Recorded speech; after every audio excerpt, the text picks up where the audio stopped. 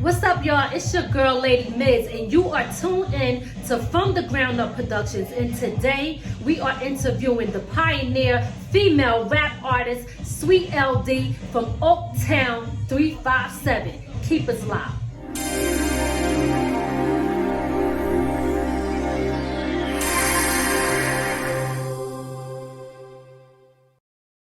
Ten, 9, 8, 7, 6, 5, 4, 3, 2, 1.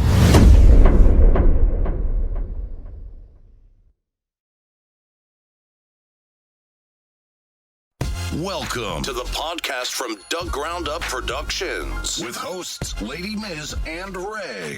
This is a universal platform, and there is nothing off limits. We talk about it all, and we keep it real. This is a no judgment zone, so come as you are. If you are a professional, entertainer, author, comedian, entrepreneur, or just someone who wants to get something off their chest, well, let your voice be heard here on From the Ground Up Productions. Sponsorship and other opportunities are available from the Ground Up Productions. Turning nothing into something. There's only one way to go from here.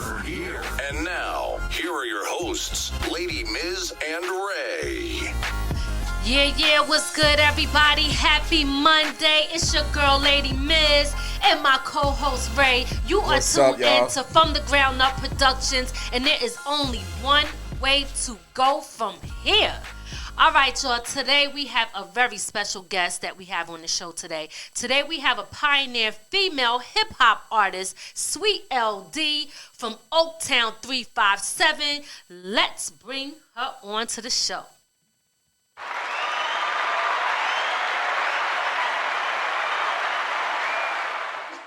What's up, Sweet LD? It is a pleasure to have you on the show. We are super excited to have you here. You know, I grew up listening to Juicy. That was one of my favorite joints. Yes. So listen, talk to us about, well, first, I always like to start with this. Right now, we are in a time where there is a pandemic. Okay. Yes. Can you tell me how you are dealing with that with your business, career, and your life? Day to day. Day to day. Yes, day to day. It's safer not to assume that people are automatically okay, that they automatically have it all together, that they're coping well. That's number one. And then it's safe to say that it's okay to not be okay, because it's a lot dealing with this pandemic. It's a lot. Absolutely. Now, we're in New York. You're in like Dallas area, right? The Dallas. I am. I'm in Fort Worth, Texas. Yes. So, do they have because New York is kind of strict where everybody has a mask, and is that where they have it where you're at, where you have to make sure you wear a mask and everything? Yes. When I teach my fitness classes, I have to wear a mask. I'm allowed to wear the face shield as well. I don't know if I have it. I don't have it with me. But the plastic face shield, I can wear that. But everybody that takes class has to wear a mask, and they have to wear gloves. So that's required. When you go to the grocery store, it's required. Restaurants, it's required. Yep. We got to do it. Yeah. It got to be kind of difficult to work in a mask trying to do fitness. It's challenging. That's why I wear the face shield. They gave us the option to wear the mask and the face shield, or just the face shield. So I've tried it in the mask, and it's really, really tough trying to breathe. So I'll give the people a few minutes and just say, hey, pull your mask down, breathe, and then put it back on, and we keep going. But it's a big challenge. It's different. It is different. Yeah. Wow. But better safe than sorry. Yeah. Absolutely. Mm-hmm. Well, listen, I definitely, whenever we have legends on the show, we always want to thank you for your contribution to hip hop and hip hop culture. You know what I mean? So give it up for you. Yes. Thank you. Absolutely. Yes. I'm honored. Yes. I'm honored. Thank you, guys. A big thing. And it's definitely, like I said, if you grow up and you listen to the music and you go back, we always got to respect those who paved the way for us. You know what I mean? Especially as a female, and me being an artist too, I always look up to people who paved the way, so thank you. for giving us dope music. You guys are making me blush. Thank you for accepting it. So let's talk about, you know, some of the things that was going on with you. Okay. And let's talk about 357, Oaktown 357. Sure. How did that group come about? Really interestingly, I like I said before, Hammer already had an idea of what he wanted to do as far as a female, you know, group. I don't know if he per se wanted it to be a rap group, but I do know he wanted an R&B group. And he was already holding auditions, but he just happened to hear Lil P on the mic doing a rehearsal, and she was playing around with the Salt and Pepper song Tramp. And so he felt like, hey, you know, she's got a little something, let's work with her. So he went and, you know, he talked with her, he mentored her a little bit. He tried to get her to, you know, come on and do it by herself, you know, be a solo artist and work with her. And she just didn't want to do it. So she said she would only do it if Sweet LD and Terrible T did it with her. So the OakTown's 357 name is what he gave to us, you know, so it was a name he already had. But he decided to use that for us, and that's how we came to be. Yeah. Oh, okay. Now, did you ladies, y'all already had somewhat of a relationship, the other two of you guys? We were developing a relationship because we were all dancing as backup dancers for Hammer. Okay. So we already had that relationship as far as rehearsals and shows around the Bay and wherever we had toured at that point. So that we had already worked as a group, just as dancers, you know, gelling with each other with choreography and all that stuff. So when he decided to actually just kind of give us that opportunity, then it changed. Yeah, dynamics changed. But it wasn't in a bad way. It was just we are having to step into the plate and do something different. So y'all went from being the backup dancers to being in the front, basically. In the front. Yeah. In the front. Immediately. From choreography to now we're doing recordings in the studio and writing lyrics and, you know, learning that whole on the job training type thing. So it was amazing. Amazing. That's good. That's great. How was it working as a group? I mean, you know, sometimes some people say it's like the best thing, and then we watch the New Edition story and we see all this stuff going on. So, I mean, did you guys get along? Did you have any issues? I'm just saying, it is what it is, right? You never know what's going on behind the scenes. So how was it? I'm making my sister lock sweat over here. You know what? It's human nature.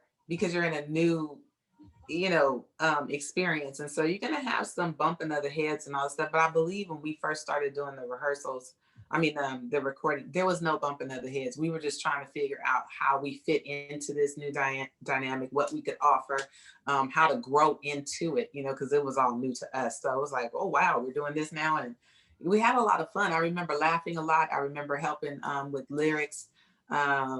Just again, learning how to record, you know, how to deliver, you know, the attitude, the projection, you know, the timing and all this stuff. So yeah, it was a different experience. So the attitudes and bumping heads and arguing, that didn't happen immediately. It didn't happen at that time. It may happen later, but yeah, it didn't. It didn't happen at that time. Yeah. Okay. So it kind of happened when the egos get in later on down the line. Yeah, I think people. You kind of overthink it, you know, and you feel yourself a little bit more than you need to be feeling yourself, you know what I'm saying? And so, yeah, attitudes, they kind of came into play, but there was so much going on as Hammer's movement started to, you know, grow. And the posse was growing, and then OakTown's 357, and he's got other groups that he's trying to produce and develop. So there was a lot going on. So you can almost understand how people can start feeling a type of way. You know what I'm saying? Right. So it was okay. I just think we were all young. I was 23. I think Terrible T was 19, I believe. She might have been 18. I take that back. Terrible T might have been 18. I was 23. And Lil P, I think, was 19 or 20. So we were young. You know what I mean? So we're trying to navigate this whole new dynamic, not just with being backup singers, but now we're being, dancers, but now we're being put to the front and having to navigate the whole thing. Right. Yeah. There's a lot. Yeah. How did y'all end up being backup dancers for Hammer? That was fun. I met him at Silks, and we decided to meet up again. I approached him after the one night at the club was over, but I approached him and told him I wanted him to show me how to do the Cabbage Patch the way that he did it. Okay. And so he said, huh? No, I said, okay. She said, show me how to do the Cabbage Patch. That's right. Well, because, you know, it was the Smurf, it was the Cabbage Patch, the Pee Wee Herman. I'm not sure what else was out right around that time. You know, there's a lot of dances coming out. And my friend had just showed me the Cabbage Patch. I had just gotten it. You know what I'm saying? So I'm feeling myself. I was like, oh, I got this, you know, so I'm at Silks and I'm doing it. And we just having a good time. Silks is my place. It was my place at the time to go, one of those dope clubs. But he was there and I saw him with Ace and they were doing something just really, they had taken the Cabbage Patch to another level. So I was like, I want to do what he's doing, but I didn't approach him in the club. We waited until it was over. We did follow him to the gas station. And then I approached him and said, I want you to show me how to do it the way that you're doing it. So he said that we could meet a couple weeks later. He would get in touch with me, which he did. We met back at Silks again a couple weeks later. And then that's when he offered or asked me if I wanted to be in a video, you know, with him. And it was myself and my friend Carla, Lisa. It was quite a few of us that there hanging out. But he wanted me and Carla to be in the video. Whatever video it was going to be at that time, we didn't even ask. We were just like, yeah, we're going to be in the video. So from there, rehearsal started, which is kind of odd for videos. We just thought we were going to be cute, you know what I'm saying? Put on a cute outfit, be the cute girl in the video. But rehearsal started, and then he started performing in the Bay Area and up and down the coast of California and doing all this stuff. And it was totally different than just being in the video. So we went from there. Carla left, Lil P came on, and Terrible T came on. So just as he was growing his show, how he wanted his show to be, he started adding different pieces to it. But he always wanted backup dancers. So it started with me, Carla, and Ace. And then it was me, Carla, Lil P, and Ace. And then me, Lil P, Terrible T, and Ace. So it just kind of grew. Yeah, but Carla left pretty early on. Yeah. Oh, okay. Video never happened though. Video didn't happen for like maybe a year later. Wow. I mean, you know, that's how the industry is. Things don't come out. Sometimes when you're an artist and you're excited or whatever, you know, even dancers, whatever, when you do something, you want it to pop off right then and there. But, you know. Well, yeah. We thought when he said, do you want to be in the video, that was coming up next. You know, like he's getting ready to film in a couple of weeks and we just need a cute outfit. But yeah, that didn't happen. All right. Didn't happen. So listen, what was it like working with MC Hammer? What was the experience like as his artist? Ooh.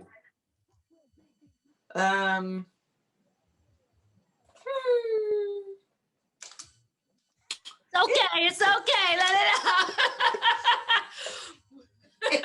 out. It was everything. It was, you know, it was challenging. It was uncomfortable. It was frustrating. It was beautiful, you know, hard work, worth it, but very, very tough. You know what I'm saying? Just emotionally just ran the gamut. You know what I'm saying? So, yeah. I'm sorry about that. That's okay. Can you give us some details when you say that? Like, give us some examples of the challenging and the great parts. I'll do the great parts first. No. I don't know. The great parts. The best for last. Yeah, I'm a cheat a little bit, but you know, the great parts for me, one of them is being on the Arsenio Hall show, or being on Soul Train, or being on the Apollo. You know, meeting different artists, touring with different artists, just all across the United States. So videos, you know what I'm saying? Learning how to do a video, learning how to put together a stage show, choreography, a photo shoot, just all of that is like the icing on the cake, you know what I'm saying? And what goes into it. The tougher parts were when you had to navigate whether you were going to stay with this project in this movement, when you're not getting treated the way that you want to be treated, or you're not getting paid for things that you know you should be getting paid for, or you're not being included in decisions that are being made about your group or whatever. So just those dynamics of, you know, who's the boss and how you're supposed to treat the people who are supposedly subordinates at some point when we didn't start out that way. So those were the parts that were not as pleasant. It just wasn't as pleasant, you know, and we put in a lot of hours. We put in a lot of work. We toughed it out. You know, we worked as backup dancers and then touring with the show around the Bay Area and then working in the Troop Club, you know, all of these things. I think the only time we got paid was the Troop store. The first time we got a legit check was when we did the Arsenio Hall show. So that was amazing. So it was a lot of different things, a lot of moving parts from the beginning all the way to the end. But it was always this thing about how they treated you, how they spoke to you, you know, how they expected you to just show up willingly, you know, giving of yourself 100%, but yet would not treat you as such. You know what I'm saying? So that was just a lesson for me. Just staying committed to something, you know, loyal to something, and you still don't feel like it's reciprocal. You know what I'm saying? Like they value you enough when you're putting in majority. Never felt like they valued you until it was all over. You know what I'm saying? So I was just having this conversation with Treasure Shields Redmond, who was of One Cause, One Effect. We were doing our second album, Fully Loaded, and Treasure was brought in to help write with myself and Terrible T and James Early and Michael Kelly, the producers who were doing the music.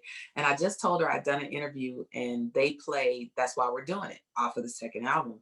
And just the way the music sounded, the way Terrible T and I came in on that lyrically, I was like, we just elevated ourselves in a way we had no idea would even happen or was possible. But they put it in front of us. They presented us with the opportunity and we just took it and ran with it. So I had to tell her all these years later, thank you so much, you know, for not being like, oh, Lord, you know what I'm saying? Don't put me with them, you know. So she had something to work with. We had something to work with. And it just brought us out of our shells. You know, we didn't sound like Hammer. We were not Hammer clones. We didn't look like Hammer. It was just a totally different vibe. And I was appreciative of that. But even with all of that going into it, we could sit across from, you know, somebody in the industry, I'm not in the organization, I'm not gonna call a name, and they would be talking to us as if, you know, they would call us out of our names and just treat us like it was not, we were not valued, like you said before. Really? This is very, yes, ma'am. Yes, ma'am. So it's very, very hard, very, very tough. That have to be difficult dealing with something like that, because at the end of the day, let's just face it, like without the artist, nobody eats. You know what I'm saying? Nobody eats without the artist. Nobody eats, but let's just look at it from the beginning. You invited me to something. There must have been something you saw in me when you invited me. Okay. Absolutely. Now you're entrusting me with something. So you invited me to be in the video. And I say, yes, that's my expectation. But now you're entrusting me with choreography for your whole show. You know, MC Hammer and the Posse. Me, Terrible T, Lil P, and Ace, even Hammer, we're all creating choreography for the show. So you're entrusting us with the presentation now. You know what I'm saying? Yeah. So if I'm still here with that, and now you're entrusting me with a different opportunity to be a part of a group, and we step up to the plate, we meet it and surpass it, then why at some point do we not have the level playing field of just having the common courtesy for you to say, hey, you know, let's sit down and talk about, you know, let's sit down and, you know, how do you guys want to do this? So there was some freedom in choreography. There was freedom in picking your outfits, dancers, you know, that kind of thing, but just still that dynamic of sitting down at the table with us and saying, hey, you guys, you know, this is what we're thinking. How do you feel? It was, you know, and even if we had a gripe, you know, and you're calling it, I'm just not going to say it on the camera, but it was just very, very tough to have those kind of conversations take place, interaction take place. Yeah. Oh my goodness. Now, I got a question, because y'all were females in the industry. Do you think it was more because y'all were females in the industry, or that was just the norm for everybody? I don't think it was just because we were females. I'm sure females are treated differently, you know, on GP, but in this organization, I heard them speak to males the same way. It just depended on what was going on, but I know it was the male hierarchy first, and then the female. It, you know, it just did not matter. And then it depended on how you built loyalty with them. You know what I'm saying? If they felt like you were loyal in a certain way, then they treated you differently. But yeah, it just, I'm like this. If I'm showing up and I'm doing what I'm supposed to be doing, I've already earned respect and loyalty at that point. And I'm not, you know, shucking and jiving. I'm not BSing. I'm not doing any of those things. But yeah, it was very, very tough. But I learned a lot about myself. I learned a lot about Terrible T and Ace and Lil P and everybody that stuck in there with him to get it to the point where it was now recognizable in the term MC Hammer dancer or whatever. You know, that's a term that that's something they want to do, you know, or be. So now it's auditioning for that, and now we're having to teach them the choreography because now there's OakTown's 357. So we have to have dancers and build our show, you know. So now we're actually creating a show with songs that we've got, and we got to pull this whole presentation together. The conversation, you know, what the song is going to be like, what the choreography, what outfits. It was like you're growing up in the industry. Even at that age, we were growing up. And so that's why I said there was some beautiful parts, even when it was not as comfortable. You know what I'm saying? Even with that, just growing up in it, it was worth it. You know, I just really think the business part of it should have been a whole lot different. So yeah, I totally can understand that. And I know it's got to be difficult when, like you said, you're not valued. People are talking to you in a certain type of way. You're there, you're showing up, you're giving it your all, and you want to do something that you know you're enjoying and you love. You want it to be fun. You don't want it to feel like work. I'm so sure, you know, and some people could take that away. Yeah, they can. Yeah, they can. Just with how they treat you. But it was always fun for us. I think me and Terrible T had a good way of making it fun. And keeping that vibe with us where we were kind of competing with each other, but we knew what our strengths were, what our weaknesses were. So we were able to work within that. And then again, build it, even though Lil P left, we decided, me and Terrible T, so we're going to stay, we're going to fight this out, and we're going to make it work. And we're going to get it to the point where, you know, the upper ups will be able to look at us and say, oh, these girls are killing it. You know what I'm saying? Right. So it's always in our minds to do that. But yeah, I just think we did an amazing thing, surprisingly to us. So we're grateful. We're grateful. Absolutely. And you guys definitely did. Because I sure was in the mirror like, what? Juicy!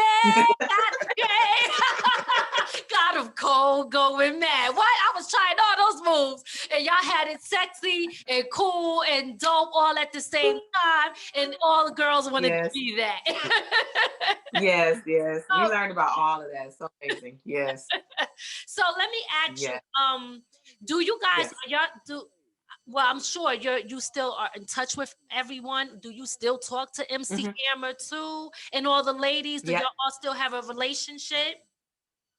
I still talk to MC Hammer. He is still a big hit. I still talk to James Early, the DJs. Lone Mixer is gone to glory, bless his heart, rest in peace. But his brother, Too Big MC, I still speak with him. Ho Fred Ho, still in touch with them. Lil P, all of them. I still talk to them. Y'all ever consider doing a reunion show, like getting everybody back together and doing it all, like just performing? You know what? It's so hard. I don't know why it's so hard, but people bring it up all the time. I'm like, yeah, let's do it. But then you start the internal conversations, and it just like, yeah, that's a great idea, but you know. So no, I mean, I think it can be done. I just don't know who would put all those pieces together. That's, you know, I'm not. That's a lot. So. She said, I'm not holding that bag. I don't think so. I've tried it. I have tried it. And it's a lot. Because people are in different states. You know what I'm saying? They're different cities, different phases in their lives. And so you bring it up and you're all excited. Like, hey, you know, I'm doing this. I'm married. I got children. Or, you know, so it's a lot to pull them and say, you know, come on, let's do this. So it wouldn't be me. It would not. Okay. All right. Yeah. Well, answer this question then. Uh-oh. Yes. No, it's not that bad. Being, you know, a female in the industry and a female rapper from the West Coast. Did you feel that you had any type of pushback, let's say from the East Coast or anywhere else down south? How was it, and how did you react to how people responded to you as a female rapper coming from the West Coast? I think it was like, you have this idea of what people supposedly think, and then you have what they really felt. You know what I'm saying? And so it depends on who you were with, what you were told. And that's what I'm, So in the beginning, I think most of the pushback was against MC Hammer.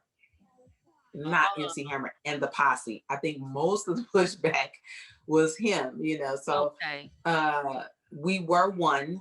And so we caught that flat. Here's this guy out of the West Coast, and he doesn't sound like the East Coast, and he's dissing, some things of the East Coast. And so we don't like him. We don't like what he's doing. We don't like what they're presenting. You know what I mean? Okay.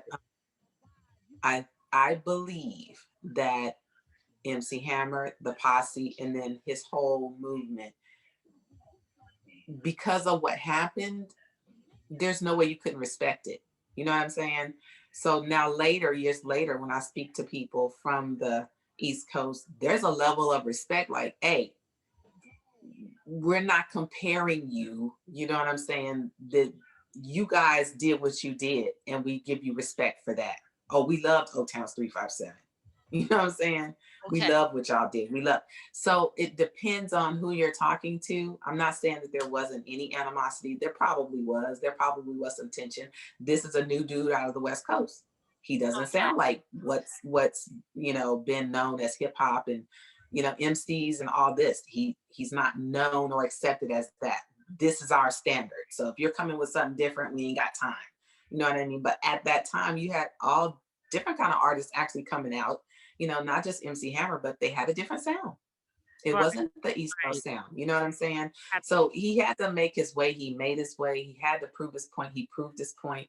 And I believe what he did and what we were able to do just as a whole show helped other MCs coming behind. And during that time, be able to get into arenas and perform where they were not accepted before. You know what I'm saying?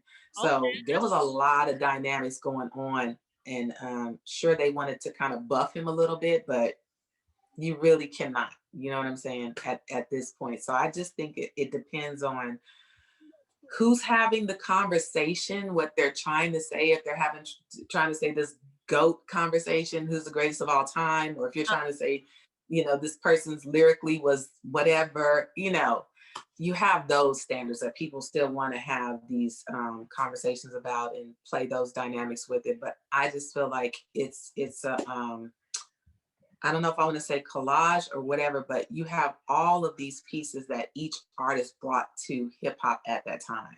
Absolutely. And it was beautiful. We're all in the same game is, in self-destruction.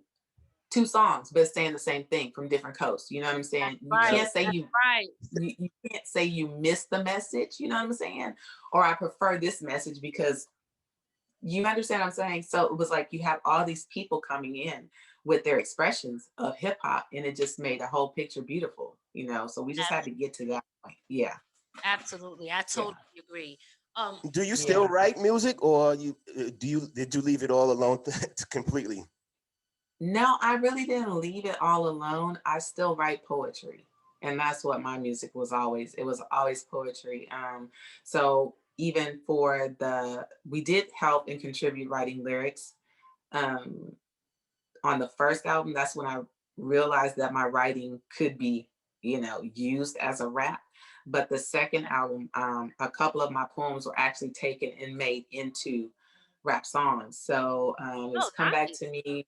Yeah, Turn It Up, Come Back to Me, and I can't think of the other one. And then I had a chance to write with, other rap artists like One Cause, One Effect, and just be able to use, that ability in a way that I didn't even know it can be used. You know what I mean? So I still write. I just published a book of poems, I guess a couple of years ago. So I'm working on the second one. Oh, good for you. Nice. Okay. And what is the name of that book? That's about, Conditional Truths. Conditional truth. Okay. And that's Conditional about? truth. The truths that I learned under certain conditions. So it might not be the truth. It might not be the truth in all conditions, but in certain conditions, this is what was revealed to me or what I experienced. So that's what it's about. Yeah. Okay. Yeah. All right. Well, we're going to be looking out for that for sure. You said it's out already or you put it out? No, it's out already. It's been out a couple years. Yes, and where Amazon, right? It's on Amazon. It's on Amazon. It's on growmetoo.com. Yes. Okay, great. Okay, so that's good to know. I thought I had one here. There it is. So it's not a long read. All right, nice. Okay, it's a decent sized book. Yeah. Definitely, yes. Okay. And it's all poetry or different things? It's all poetry. Yeah. Nice. So first one. So proud of myself, but it's done for my mom. That's for my mom.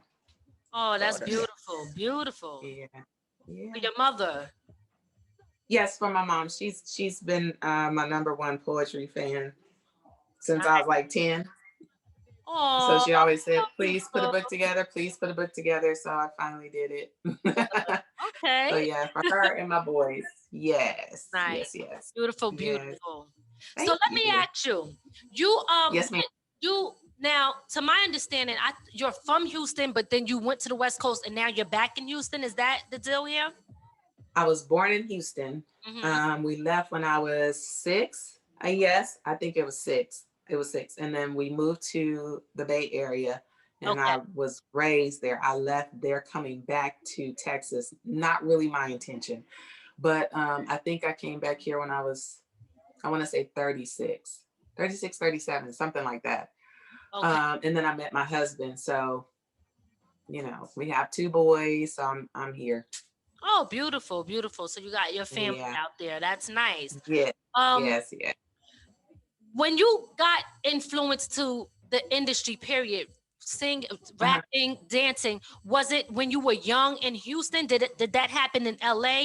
Where did you get inspired from and what inspired you?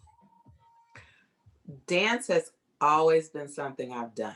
Just period. I think it's just a natural ability I have. So I used to be asked by my parents at a young age, 4 or 5, to dance for family members and friends, when they come to kick it.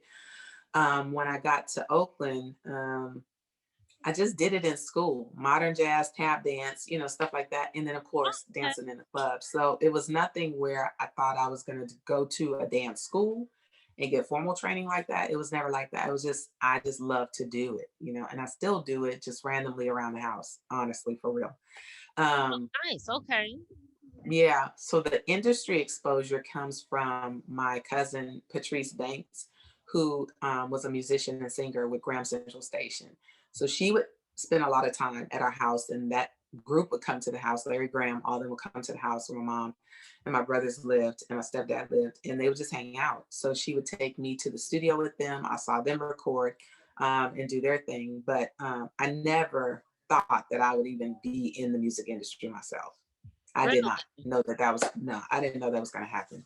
Had no idea. Wow. So and it felt really good. It felt, huh? What was that? It all started at the gas station, huh? Like, show me how to do that dance. What? It did. It honestly did. It started at the gas station. Yes, it did. Innocently at the gas station. It did. Okay. So when you see what's going on in the industry now, right? Yes. How do you feel about the music industry now, and how do you compare it to how it was when you was doing your thing? I think when we were doing our thing, it still felt like maybe back in the 40s, the 50s, and 60s, when artists would come into the music industry and they were very excited about their craft. They were very excited about being, in meetings with the record label and what's going to happen with them. And this is what they wanted all their lives. They want to be on the stage. They want to tour, all this, but not really knowing the business of it. You know what I'm saying? So you had a lot of artists signing contracts where they didn't get their publishing, or they didn't, own their distribution, or they didn't, make really any money off the sales of the album. Most of their money was made on tours where they still couldn't go in the front door of a business. They had to go through the back door, the side door, something like that. So for me at that time, and I know this has to be true because you had Prince, who also had slave written across his face because of the contract that he had. Yet, I mean, with him experiencing that, and he came out before MC Hammer and the Posse, you know what I'm saying? It's just like, we went through the same thing, but unfortunately, we, OakTown's 357, or the Posse, did not get to read the 300 or 400 page contract we signed. We were told, and this is why I say the same thing was going on. We were told literally, if we did not sign the contract, and we were on a plane on our way to LA to do the Arsenio Hall show, but we were told as a group, the girls, myself, Terrible T, Lil P, Ace, the two DJs, and Too Big MC, if we did not sign that contract, that by the time we landed in LA, they would send our ASS ES back home. So everybody's under pressure on the plane to be like, are we going to sign this? We couldn't have attorneys look at it. I mean, what? Wow. So you had to sign something on the spot without a lawyer, without any. We had to decide at that time on the plane if we were going to sign that contract or not. And if you don't sign the contract, by the time we land in LA, we're sending your back home. Oh, so we were all looking at each other like, what are we gonna do? You know what I'm saying? And at this point, I felt like I had done too much. I felt like I had invested too much. I'm not gonna say no. I'm gonna take my chances, and eventually, if they give me if they give me a copy, then I can take it and have somebody look at it and go over it with me. Yeah, that never happened. When they had you sign the contract, was it as a group, or did they have you sign it? Like, if let's say one person decided, you know what, I'm not going to sign it. What, did that affect everybody or just that individual? No, just that individual. Yeah, just that individual. Oh, yeah. Wow. It affected them. Yeah. Yeah. So it was very interesting. That's kind of under duress. Like, you know what? It's under duress. Yep. Yes, it's under duress. But see, that term right there, it probably would have been null and void because we did sign it under duress, correct? Right. Yeah. But we didn't know that. There was no one there to advise us that this is under duress. You don't have to sign it. You can get representation. You can have a lawyer. There was no one on that plane to have that conversation with us. So for me, I don't believe the music industry is the same. I don't know. I don't know if artists having issues per se with record labels. They may be, you know what I'm saying? But I'm not in it to be exposed to that, to have that information. It seems that they would have more control now, It's the indie industry now. I was going to say that, yes, because they're more independent now and they can have more say over their careers, more involvement, more control. So I just think it's a whole lot different because now instead of us needing the record labels like we did before, they need us to even continue, Absolutely. In the way that they did before. So yes, it's a big difference. Yeah. So here's my question to you. Do you wish that you haven't signed that contract back then, or are you happy that you did? I'm fine with it. Okay. I'm absolutely fine with it. There was a lesson in it, and it all came back to me. So I still own who I am. Okay. You understand what I'm saying? Yeah. I still own my talent. I still own the ability to write. Yes. Because that came from me. You see what I'm saying? They didn't make me. There was just a door open for me to learn who else I could be. So I don't have a problem with that. Yeah. Absolutely. Definitely. Yeah. Okay. All right. Yeah, it's okay. So who do you listen to? Like when you listening to the radio, do you have a specific artist? Or are you playing your stuff? Everybody, who's your favorite artist? I just had this conversation too. I do not play my stuff. I haven't played it in years. What? So no, honestly, yes.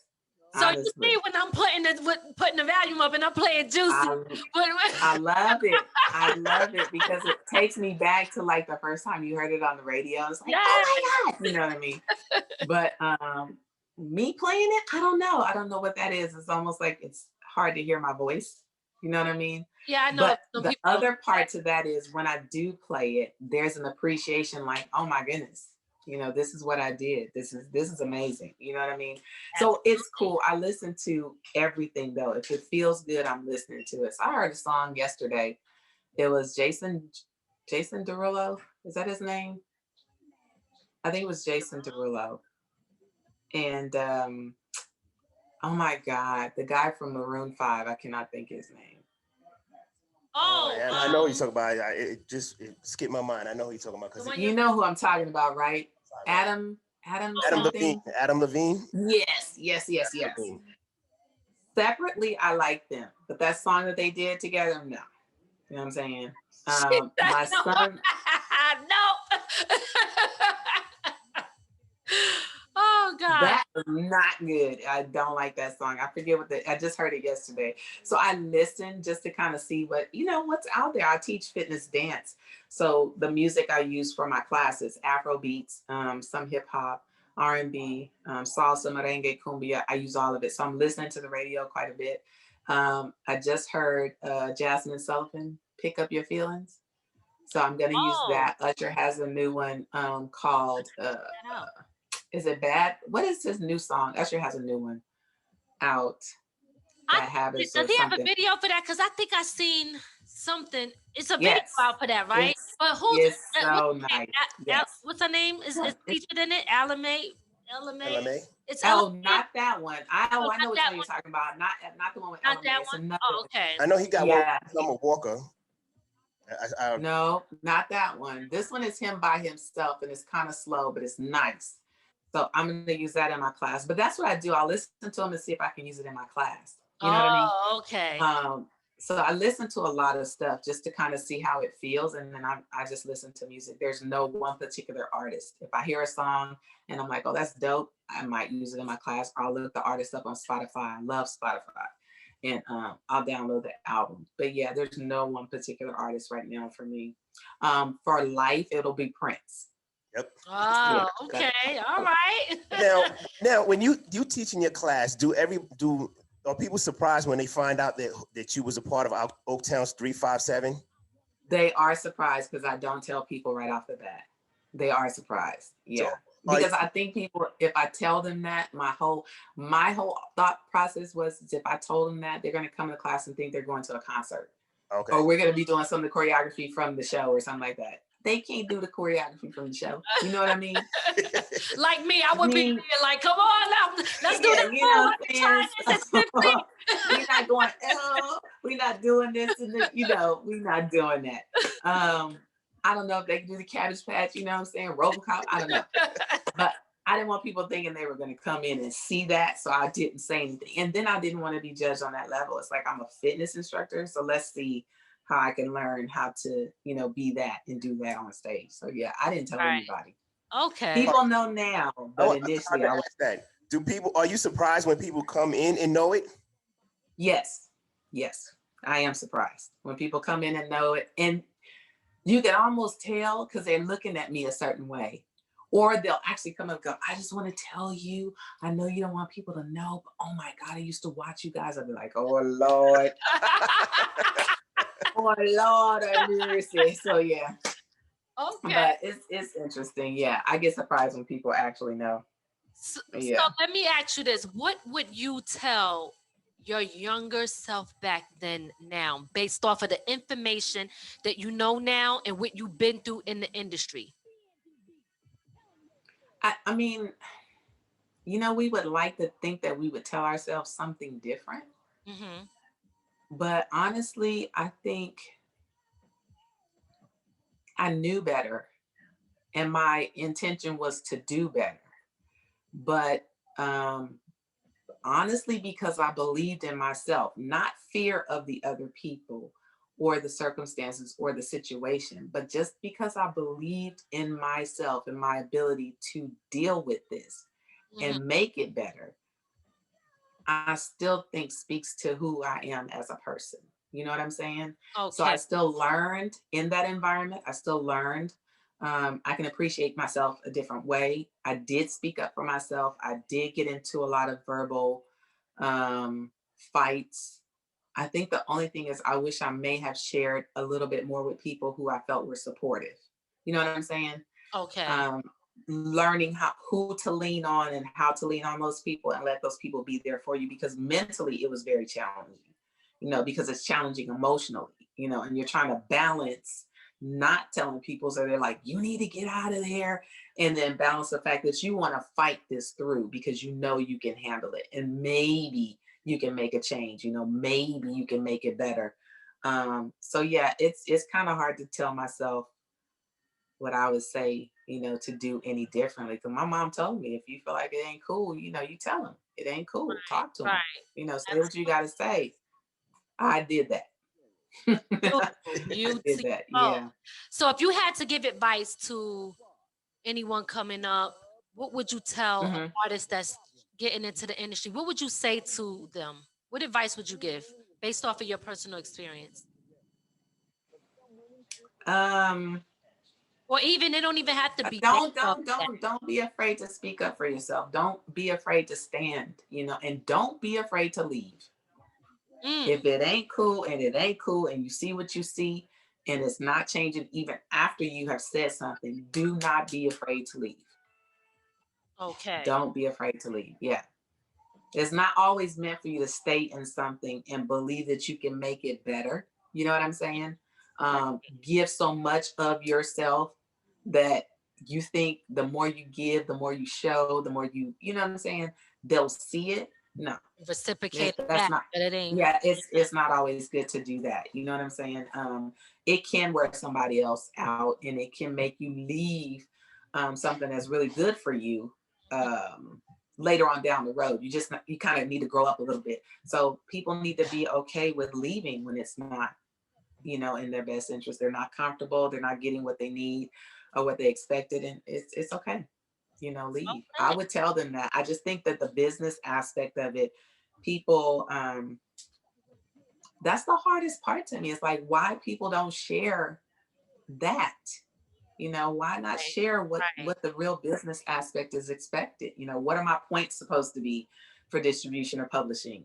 What does that mean? And how can that be residual income for me?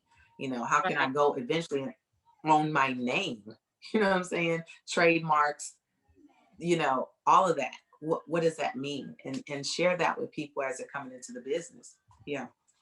I think that's important.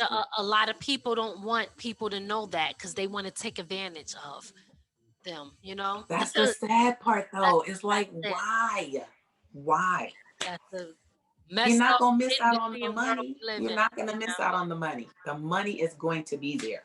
You know what I'm saying? Yep. So I don't know what that is. I don't know why the music industry is like that. But like I said, fortunately, I think it's changing. And people are, wising up. You know what I'm saying? Absolutely. Yeah. So, listen, is there anything that you want people to know that we didn't ask you? Oh, that's a good question. I'm so used to being asked questions.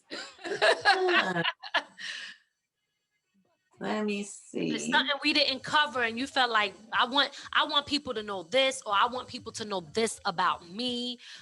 Anything that we did not cover? Well, I don't think there's anything that I need them to know per se. I think little pieces of information are really good. I do want them to know that we did not try to diss Salt and Pepper and Roxanne Shante and Straight at You. People keep saying that. We did not. We did not try to diss MC Light. Let's see. The girls of OakTown's 357 are doing well. And what else? Oh, I don't know where BNGB is. Okay. Yeah. Okay. I don't know. I'm glad you covered all of that because the rivalry beef with the East and West Coast already, and then you got the females, and it's like for me, I was young listening to it, so it didn't really matter to me where anybody was from. You know what I mean? I love music, and I was just happy to see sisters on there doing their thing. So for me, it didn't matter. But you know, you never know what's going on behind the scenes. But you know, it's. And not for nothing, and not to compare, and I don't mean this in no disrespectful way, but you guys you look like y'all were similar to Salt and Pepper. Y'all had similar styles. Right. So, you know, I don't know. Some people might not like that. That's why I said no disrespect when I say that. But they were similar. I think they had the East Coast, like, you know what I'm saying? Yeah. And then we just came from the West Coast. That was it. You know, we looked different. You know, energy may have been different, but there was no dissing. We wasn't trying to diss them. We wasn't trying to diss nobody but JJ Fad. And that was because we had met them. You know, so that's what that whole song was about. But we didn't try to diss MC Light or Queen Latifah. You know, we wasn't really into that, you know. And our whole thing is like JJ Fad came up with us. You know, we came up around the same time. And so when we met them, they were just very dismissive, you know what I'm saying? For no reason. And so, yeah, I mean, that's where the song came from. But other than that, that was really it, you know? And then people always ask me, do I know where BNGB is? I do not know where BNGB is. So you would say, you would think that the beef with y'all, or that rumor that y'all was trying to Salt and Pepper them, would be something that is more created by the fans or the music industry itself? I think it was created by the fans because they didn't understand the lyrics of Straight at You. When we were saying that Salt and Pepper will, W-I-L-L, put you in check. Not we will, abbreviated, will put you. That was not what we said. We meant that Salt and Pepper will put JJ Fad in check, okay? And Roxanne Shante would tell them, have a nice day. That's what we meant. And so people misread that, or they hear it a different way. So I know this to be true because somebody said it to me about a week ago on Instagram. Oh, y'all tried to diss Salt and Pepper and didn't go anywhere. I was like, no, we didn't. Froze up. Okay, and so the person, they commented on something, and then I was like, no, we didn't try to diss them, and they commented like, yes, the hell you did, and I'm like, oh my Lord. I wrote the lyrics. We know what you know what I mean? There we go. With the rap beef, right? You know, they like, they gonna put in shots fired, shots fired. But I say, yeah, they're gonna put in the comments what we said and said Salt and Pepper will put you in. And I was like, the word is will, W-I-L-L. I was like, so have a nice day. Like, dude. Yeah. Come on now. Chance to get anything I want to clarify that. You know, that never happened. Yeah. Well, thanks for clearing that up. We appreciate that. Well, listen, it was a pleasure to have you on the show. Please let us know, or anyone know that tunes in and watch this, how they can support you. Where can they go to follow your social medias and what you have going on where people can support? Okay, right now I am on Instagram and Twitter. Oh, I'm even in the Clubhouse. I forgot about that. Oh, you're in Clubhouse? I don't know how to use that thing. You got to create groups, girl. I love Clubhouse. That thing is, I'm trying to figure it out. Okay, but I'm on all those at Sweet LD 357. Okay. Okay. And people can inbox if they want to get the book. I have it here. I'll send it to them. I'll autograph him and send them the book. And then official OakTown's 357 also on Instagram. So y'all just follow me and just enjoy that. Come dance with me here at the gym if you want to, at Fitness Connection. And I'm doing 5x5. It means 5 minutes, 5 times a day. Just work out. And so I'm sharing some things that I do when I do that. Yeah. With the pandemic going on, do you do it virtually? Yeah, that's what I was gonna. What was that again? With the pandemic, do you offer it virtually now? You know what? Yes. Ooh, I forgot. Okay, so you just reminded me of something I totally forgot about. Okay, so I do have a virtual platform where I'm supposed to actually be uploading videos. Oh, Lord have mercy. There's so much going on. I forgot. So thank you for saying that, because yes, I'm supposed to be uploading dance videos on this Fitform platform so people can dance with me. And y'all see where my mind is. I totally forgot. I told y'all about the 5x5. It happens. Especially after this. When you get over 50, I need y'all to be taking your vitamins and stuff. Man, listen, we taking them. Totally forgot. So yes, to we your gotta question, take them before 50. There you go. Start now. So yeah, absolutely. I'm supposed to do the videos virtually. So thank you for reminding me, sir. I appreciate you. And when people want to get that, they can find that where? I'm gonna put it in my link on Instagram as soon as I get those uploaded. It's fitform.biz. Yes, but okay. I'll put it up. Yes. Thank you so much for asking me that. No problem. Well, thank you so much for being on the show. We really enjoyed you. And look, we super excited, like I said. So this was a pleasure for us. And you're welcome to come back here and promote or let us know what you got going on so we can support you. We will be getting your book and checking the rest of the stuff you got out. And I think I'm going to try one of your classes because I like to work out, but I ain't worked out in a minute. You got to do it. Come and dance with me. Are you in Texas? Where are you guys? No, we're in New York. We're in New York. Ah, yes. That's okay. I know someone there and they'll bring me to New York. I'll just set up a class and do it for you guys. Let us know. We ready. Look, what's funny is y'all might have to remind me. Oh, yeah. I got to put notes in to remind myself, to remind you. Don't worry. We all be forgetting. I'm telling you, it's something they putting in the air. But we're going to be all right. I know. It is too much. Oh, my goodness. But thank you guys for having me. Thank you so much. We appreciate you. And listen, we look forward to seeing you again and having you on the show. Yes, ma'am.